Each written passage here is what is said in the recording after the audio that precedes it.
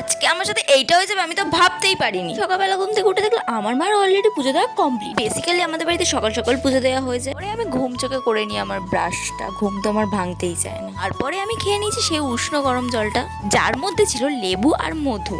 তারপরে ভাবলাম আজকে ব্রেকফাস্টটা আমি বানাবো। তো ফ্রিজ খুলে প্রথমেই দেখলাম যে ফ্রিজে কিছুই নেই, শুধুমাত্র চিজটাই পড়ে আছে। তো ভাবলাম যে ঠিক আছে, তাহলে আজকে বানানো যাক চিজ ব্রেড। তো এখানে আমি ব্রেডটাকে সাজিয়ে নিয়েছি, তার উপর থেকে স্লাইস করে কেটে রাখা চিজগুলোকেও এর মধ্যে দিয়ে দিয়েছি।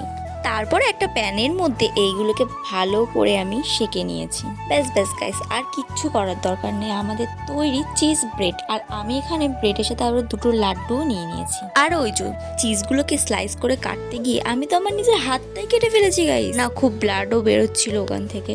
তারপরে আমি একাই বেরিয়ে গিয়েছিলাম একটু হাঁটতে।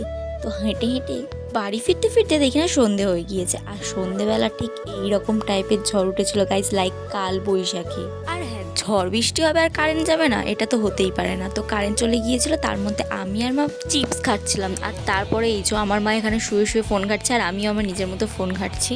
আজকে ডিনারে ছিল দুটো রুটির সাথে বেগুন ভাজা আর আলু ভাজা। তো আজকে ব্লগটা এই পর্যন্ত।